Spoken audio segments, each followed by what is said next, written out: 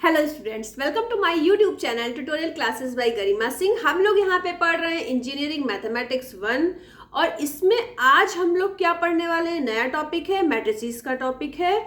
ये BTech first sem वालों के लिए है। तो देखिए, test the consistency for the following system of equation if system is consistent.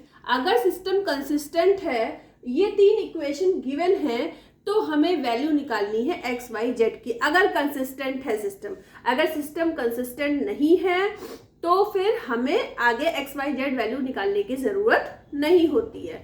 ठीक है, अब ये कंसिस्टेंट है कि नहीं है कंसिस्टेंट, इसको हम लोग पढ़ते हैं और हमें समझ में आ जाएगा। तो आइए देखते हैं। सबसे पहले इन तीन इक्वेशन को मैट्रिक्स फॉर्म में करने के लिए हमें फॉर्मूला पता होना चाहिए, A X is equal to B. A क्या है, एक्स वाई जेड के कोफिशिएंट जो तीनों इक्वेशन में दिए हैं वो हमको लिखने हैं। तो क्या क्या दिए हुए हैं, यहाँ पे एक्स वाई जेड का कोफिशिएंट है 1 1 1, यहाँ पे 1 2 3 और यहाँ पे 1 4 7। ठीक है, एक्स वाले में क्या लिखना है, एक्स वाई जेड लिखना है या x1 x2 x3 लिख लीजिए। ये आपकी बी मैट्रिसेस है जो इक्वल टू के राइट हैंड साइड पे जो भी वैल्यू लिखी है वो बी मैट्रिक्स में आएगा, 6 14 और 30। अब हमें ऑग्यूमेंटेड मैट्रिक्स बनानी हो तो क्या होता है formula, C is equal to A ratio B। तो इसको लिखने का तरीका क्या होता है, सबसे पहले A मैट्रिक्स को लिख लीजिए।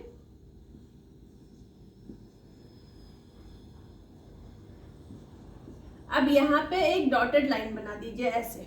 अब लिख दीजिए बी वाली मैट्रिक्स को। ठीक है, तो ये बन गया आपकी ऑग्यूमेंटेड मैट्रिक्स। अब क्या करना, हमें ऑपरेशन लगाना है। ऑपरेशन क्यों लगाना है, क्योंकि हमें फर्स्ट एलिमेंट आपका आइडेंटिटी एलिमेंट है। अब हमें ये वाला ये इन सबको हमको क्या बनाना है, जीरो बनाना है। ठीक है, तो ये अपर ट्राइंगुलर मैट्रिक्स बनानी है। तो देखिए हमने क्या किया,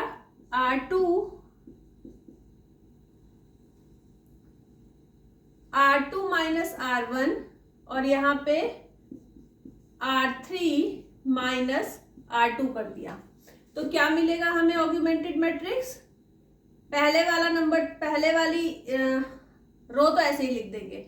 अब R2 में इसमें ये वाली माइनस करेंगे तो हमें क्या मिलेगा, 0 1 2 8। फिर इसमें हम R3 में माइनस करेंगे R2 तो क्या मिलेगा, 0 2 4। अब 30 में 14 माइनस करेंगे तो हमें मिल जाएगा 16। ठीक है, फिर से हम ऑपरेशन लगाएंगे। क्या ऑपरेशन लगाएंगे, R3 में से हम माइनस कर देंगे 2R2 तो ये वाला 0 हो जाएगा और ये वाला भी 0 हो जाएगा। जब 2 से मल्टीप्लाई करोगे R2 में तो ये 2 बन जाएगा, ये 4 बन जाएगा, 16 बन जाएगा। सेम यही लिखा हुआ है, तो R3 माइनस R2 करोगे तो 0 हो जाएगा। अब देखिए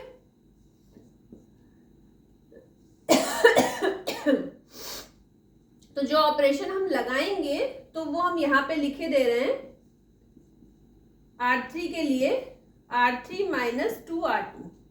ठीक है, तो क्या मिलेगा, पहले तो पहली रो तो आप ऐसे ही लिख दो, दूसरी रो भी आप ऐसे ही लिख दो एज इट इज, चौथी रो में आप पूरे में क्या लिख दोगे, 0। ठीक है, अच्छा एक चीज और, जब हमने ये ax प्लस बी लिखा था तो ये हमारी थी बी मैट्रिक्स, ये थी हमारी एक्स मैट्रिक्स और ये थी हमारी ए मैट्रिक्स। तो यहाँ पे ए और बी का कॉम्बिनेशन लिखा हुआ है, मतलब ये है हमारी ए मैट्रिक्स, ये है हमारी बी मैट्रिक्स। ठीक है, और सी मैट्रिक्स इन दोनों का कॉम्बिनेशन है। ठीक है, तो अब ए मैट्रिक्स हमको ये पता है, रैंक निकालने के लिए हम क्या देखते हैं मैट्रिक्स में कि नंबर ऑफ नॉन जीरो रोज। तो ए मैट्रिक्स हमारी ये है, तो रैंक ऑफ ए क्या होगी, ये वाली तो रो 0 है, ये वाली तो 2 ही है जो नॉन जीरो है, तो रैंक ऑफ ए कितनी हो गई, 2। रैंक ऑफ सी मैट्रिक्स क्या हो गई, सी मैट्रिक्स में ये पूरी आ गई, मतलब पहली रो नॉन जीरो है, दूसरी रो भी नॉन जीरो है और तीसरी रो पूरी है, देखिए 0 है, तो इसकी भी रैंक 2 आ गई। जब rank of A is equal to rank of C आ जाता है। इसका मतलब क्या होता है कि ये जो सिस्टम ऑफ इक्वेशन है हमारी क्या है, कंसिस्टेंट। क्या है, कंसिस्टेंट। इस चीज का मतलब क्या होता है, अगर दोनों रैंक ऑग्यूमेंटेड मैट्रिक्स जो हमने ली थी वो और मैट्रिक्स ए दोनों की रैंक इक्वल हो जाती है तो क्या होता है, लिखा है ना, test the consistency of the following system of equation. तो ये जो सिस्टम ऑफ इक्वेशन है ये क्या है, कंसिस्टेंट है। अब कंसिस्टेंट हो गया तो हमें एक्स वाई जेड की वैल्यू निकालनी पड़ेगी। तो हमने क्या किया, एक्स वाई जेड की वैल्यू निकालने के लिए सबसे पहले आप ए मैट्रिक्स लिखो, 1 1 1 0 1 2 0 0 0। अब ये जो मिली है ए यही लिखेंगे, यानी कि शुरुआत वाली लिख दें जो क्वेश्चन में दी थी। इसके बाद यहाँ लिखेंगे एक्स वाई जेड और यहाँ क्या लिखेंगे, बी वाली मैट्रिक्स 6 8 0। अब इसको आपको सॉल्व करना है, 1 का एक्स से, इसका वाई से, x plus y plus z is equal to 6। तो यहाँ पे एक्स तो 0 है तो y plus 2z is equal to 8। First row का फर्स्ट कॉलम से, सेकंड रो का सेकंड कॉलम से, थर्ड रो का थर्ड कॉलम से, ऐसे करते हैं। अब जब 0 है तो करने की जरूरत ही नहीं है। अब देखिए y की वैल्यू अगर हम फर्स्ट वाली इक्वेशन में पुट कर दें, इसको मान ले 1, इसको मान ले 2, y इज इक्वल टू क्या हमारा निकलेगा सेकंड से 8 माइनस 2z, ये हम यहाँ पे पुट कर दें। x is equal to y की जगह 8 minus 2z plus z is equal to 6। तो x की वैल्यू अगर हम निकालना चाहें, ये 8 इधर जाएगा तो क्या आ जाएगा, -8, तो 6 माइनस 8 हो जाएगा -2। यहाँ पे माइनस जेड आएगा, उधर जाएगा तो प्लस का जेड। तो x की वैल्यू मिल गई z -2। x की वैल्यू क्या मिल गई, z -2। अब हम क्या करें, ले लें लेट या फिर हम पुट कर दें सीधे, put z is equal to k put कर दिया तो x की वैल्यू हमें क्या मिल गई, k -2। अब हमें y की निकालनी है, तो y की निकालने के लिए क्या करेंगे, y इज इक्वल टू क्या है 8 माइनस 2z, तो ये क्या बन जाएगी 8 माइनस 2k। तो y हमें मिल गया 8 माइनस 2k। x मिल गया, y मिल गया, z तो हमने ले ही लिया था। अब हम पुट कर दें k इज इक्वल टू 1, तो हमें x की वैल्यू क्या मिल जाएगी 1 माइनस 2 माइनस 1। y की वैल्यू क्या मिल जाएगी 8 माइनस 8 में, अगर यहाँ इस y में k की जगह पे 1 पुट करेंगे तो क्या मिल जाएगा 6। z इज इक्वल टू 1, ये मिल गई वैल्यू, और x की क्या मिल गई -1। ठीक है, तो अब लिखोगे क्या, आप इसका क्या मतलब है, k इज इक्वल टू, जब आपने 1 रखा तो ये वैल्यू मिली, अगर आप k इज इक्वल टू 2 रख दोगे तो कुछ और मिल जाएगी, k इज इक्वल टू 3 रख दोगे तो कुछ और वैल्यू मिल जाएगी। अगर k की आप अलग अलग वैल्यू के लिए आपको x y z की अलग अलग वैल्यूज मिल रही हैं, तो आपको स्टेटमेंट क्या लिखनी है, वो स्टेटमेंट हम आपको बता दें। लिखना है 10 by giving different values for k, we get different solution. Hence, the given system has infinite number of solutions। ठीक है, यहां पे लिख दो the given system is consistent. बता तो दिया था हमने, यहाँ पे लिख भी दीजिएगा एग्जाम में जब क्वेश्चन करेंगे। और ये कितने मार्क्स का क्वेश्चन आएगा? 10 मार्क्स। कितने मार्क्स का क्वेश्चन आएगा? 10 मार्क्स का। ठीक है, तो ऐसा ही अब यहाँ अंदर मैट्रिक्स में कुछ भी हो सकता है, कोई भी नंबर्स हो सकते हैं, लेकिन ये क्वेश्चन भी इंपॉर्टेंट क्वेश्चन है, तो इसको फटाफट नोट डाउन कर लीजिए। इसके बाद एक क्वेश्चन और बताना है हमको। अब देखिए क्वेश्चन नंबर 2 है, determine the values of lambda and mu such that system. 3 equation given है। अब ये देन अब देखो इसमें भी हमें करना क्या है कि इस तरीके से क्वेश्चन आ जाता है। इसमें ना लिखा है कंसिस्टेंसी के लिए, ना इनकंसिस्टेंट, कुछ भी नहीं लिखा है, लेकिन ये कंसिस्टेंसी का ही क्वेश्चन है। तो इसमें करना क्या है, और ये तीनों चीजें जो हमने लिख दी हैं ये भी पेपर में नहीं दी होगी, दे भी सकते हैं लेकिन जनरली नहीं देते ये तीनों चीजें। लेकिन आपको ये तीनों चीजें निकालनी है 10 मार्क्स के क्वेश्चन में। आ रही है बात समझ में? अगर सिस्टम ऑफ इक्वेशन जो है कंसिस्टेंट है तो ये तीनों चीजें निकालनी है। कैसे निकालनी है देखिए, 10 मार्क्स का सवाल है तो इसके लिए क्वेश्चन समझना बहुत जरूरी है। ठीक है, तो हमने किया क्या, सेम अभी जो क्वेश्चन किया था, इन सारी क्वेश्चन को मैट्रिक्स फॉर्म में लिख लिया। तो पहले फर्स्ट वाली को लिख लिया, फिर सेकंड को, फिर थर्ड को। तो ये ए मैट्रिक्स हो गई। A X is equal to B की फॉर्म में लिखना है, एक्स की जगह पे एक्स वाई जेड। बी क्या है हमारा? 8, 5 और म्यू। ठीक है, थर्ड इक्वेशन में देखिए 1, 2 और लैम्डा है कोफिशिएंट, तो ये लिखा हुआ है। हमें म्यू और लैम्डा की वैल्यू अलग अलग पुट करके देखिए क्या करना है, अभी आप समझिएगा। ऑग्यूमेंटेड मैट्रिक्स में हमने क्या किया, ये हमारी ए मैट्रिक्स है, ये एक्स मैट्रिक्स है, ये बी है। तो augmented matrix C is equal to क्या होता है? A ratio B. तो ये हमने यहाँ पे ए और ये बी वाली मैट्रिक्स को लिख दिया।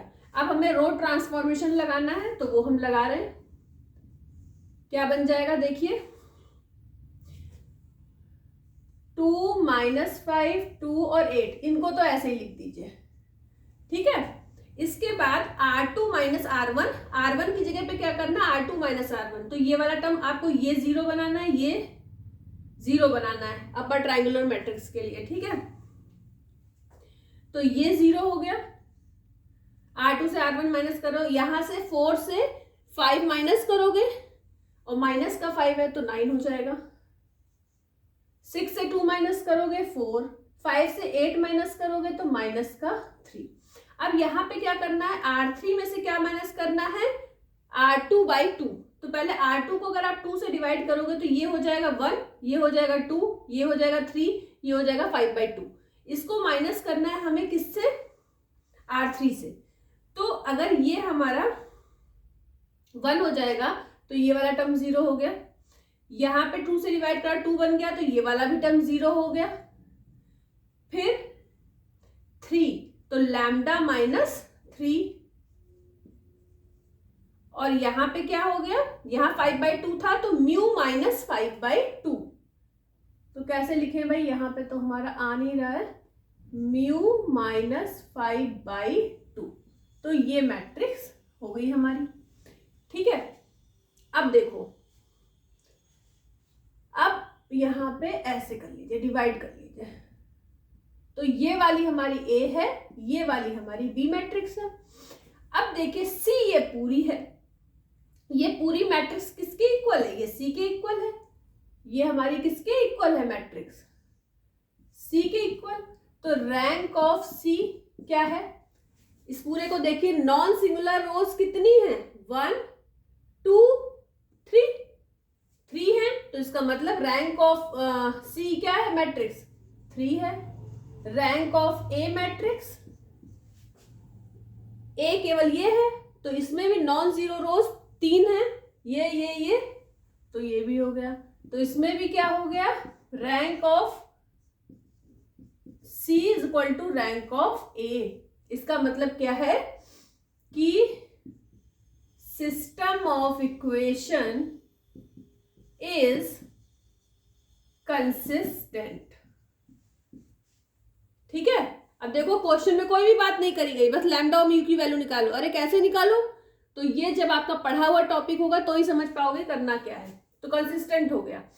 अब हमें क्या करना है, लैम्डा और म्यू के लिए वैल्यू निकालनी है। ठीक है, ये तीनों हमने आपकी समझ के लिए लिख दिया, एग्जाम में हो सकता है ना गिवन हो, पर निकालनी ये तीनों चीजें हैं। ठीक है, नो सॉल्यूशन। अब देखिए फटाफट समझते जाइए।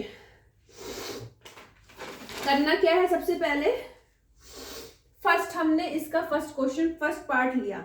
If lambda is equal to 3 and mu is not equal to 5/2, अगर हम लैम्डा इज इक्वल टू 3 ले ले तो ए वाली मैट्रिक्स में ये नीचे वाली लाइन, नीचे वाली रो R3 ये क्या हो जाएगी, 0 हो जाएगी। तब क्या होगा, और म्यू जो है वो 5/2 के इक्वल नहीं है, तो कुछ भी हो तो यहाँ पे कोई ना कोई नंबर रहेगा। तो रैंक ऑफ सी तो हमारी 3 ही रहेगी, क्योंकि अगर 5/2 होगी तब ये 0 होगा, तो मतलब यहाँ कुछ ना कुछ रहेगा। तो नॉन सिंगुलर रोज तो 3 रहेंगी रैंक ऑफ सी में। लेकिन रैंक ऑफ ए में क्योंकि लैम्डा इज इक्वल टू 3 ले लिया तो क्या हो गया, 2 हो गई। नॉन जीरो रोज केवल ये बची और ये बची, तो यहाँ पे क्या हो गया, rank of C is not equal to rank of A. जब भी ऐसा हो जाएगा तो यहां से हमें क्या मिला, नो सॉल्यूशन। क्या मिला, नो सॉल्यूशन। अब देखिए सेकेंड पार्ट पे आ जाते हैं। बहुत इंपॉर्टेंट क्वेश्चन है ये। अगर हम ले ले if lambda is not equal to 3 और lambda is not equal to 3 ले ले, और नहीं अगर हम ये ले ले पहले लैम्डा इज इक्वल टू 3 और म्यू इज इक्वल टू 5/2, ठीक है, ये ले लेते हैं। तो हमारा क्या होगा, अगर लैम्डा इज इक्वल टू 3 ले लें और ये भी 5/2 ले लें तो ये वाली पूरी रो 0 हो जाएगी। तो रैंक ऑफ सी भी हो जाएगा 2 और रैंक ऑफ ए भी हो जाएगा हमारा 2। कैसे कि ये है A matrix, lambda is equal to 3 रखते ही केवल तो 2 ही रो ऐसी बचेंगी जो नॉन जीरो होंगी, तो इसकी भी रैंक हमारी 2 आ गई। और जब यहाँ पे भी हमने 5/2 रख दिया तो ये वाली सी तो पूरी मैट्रिक्स है, तो ये भी लाइन 0 हो गई, तो नॉन जीरो रो भी ये हो गई। तो मतलब यहां से निकला, ये निकला इक्वल हो गया। जब इक्वल हो जाता है तो हमें क्या देखना होता है, इक्वल टू 2। अब हमें ये देखना होता है ये इक्वल टू 2 है लेकिन लेस देन n है। अब आप पूछोगे ये n कौन सी बला है, तो ये n क्या है, अननोन वैल्यू। ये n क्या है आपका, ये n होता है जितने आपके नंबर ऑफ वेरिएबल्स होते हैं। तो नंबर ऑफ वेरिएबल्स मतलब x y z, तो नंबर ऑफ वेरिएबल्स कितने हैं आपके, नंबर ऑफ वेरिएबल्स कितने हैं आपके 3 हैं, और ये कितनी है रैंक 2 है। तो अगर रैंक दोनों की रैंक सी मैट्रिक्स की और ए मैट्रिक्स की दोनों की रैंक इक्वल हो जाए और वो रैंक जो भी है, मान लीजिए 2 निकली है, यहाँ पे 2 है, लेकिन वो टोटल नंबर ऑफ वेरिएबल्स अगर 3 है तो उससे वो छोटी है, मतलब ये जो रैंक निकली है वो लेस देन n है। n क्या है, नंबर ऑफ वेरिएबल्स, ठीक है। तो क्या होता है, more than 1 solution, more than 1 solution. ये हमने किया है थर्ड पार्ट। कौन सा पार्ट किया है, थर्ड पार्ट। तो ये थर्ड पार्ट हो गया, फर्स्ट पार्ट हो गया। अब हम लोगों को करना है सेकंड पार्ट, ठीक है। देख लीजिए फटाफट समझ में आ रहा है कि नहीं, फिर हम लोग सेकंड पार्ट करते हैं।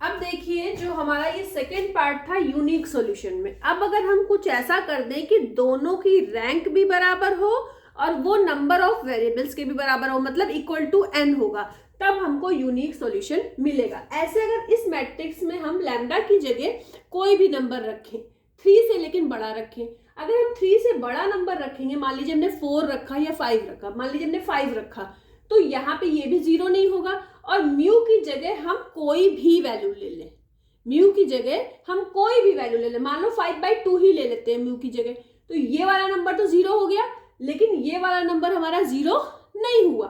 तो अगर ये नंबर 0 नहीं हुआ, ये नंबर 0 हो गया, तो सी मैट्रिक्स में क्या फर्क पड़ेगा? सी मैट्रिक्स में ये जो आपकी थर्ड वाली रो है, इसमें यहां तो कुछ ना कुछ वैल्यू रहेगी, तो ये भी नॉन जीरो रो रहेगी, ये दोनों तो नॉन जीरो रो है ही है। और ए मैट्रिक्स अगर ले लें तो ए मैट्रिक्स में भी यहाँ पे अगर कुछ ना कुछ वैल्यू है, तो ये तीनों ही नॉन जीरो रोज रहेंगी। तो लैम्डा इज इक्वल टू 5 और mu is equal to can have any value. तो rank of C is equal to rank of A is equal to कितनी आ गई? 3, और टोटल नंबर ऑफ वेरिएबल्स भी कितने हैं आपके? 3 है। तो जब ये दोनों चीजें बराबर हो जाएंगी तो हमें मिलेगा यूनिक सॉल्यूशन। मेरे चैनल का नाम क्या है? Tutorial classes by Garima Singh. तो ये इसलिए हमने लिखा है कि इसको जरूर सब्सक्राइब करिए, जिससे ये बहुत सारे बच्चों तक ये चीजें पहुंचे। जब आप सब्सक्राइब करोगे तभी तो मेरा चैनल ऊपर आएगा, तभी जो जितने भी नीडी होंगे, क्योंकि हम ऐसा तो है नहीं कि कुछ टॉपिक्स पढ़ा देते हैं, पूरा का पूरा कोर्स आपका पूरा का पूरा सिलेबस कवर करते हैं, ठीक है। तो इसलिए सबके पास ये पहुंचे, सब लोग इसका फायदा उठा पाए। आज के लिए इतना ही। All the best to all of you. Thank you.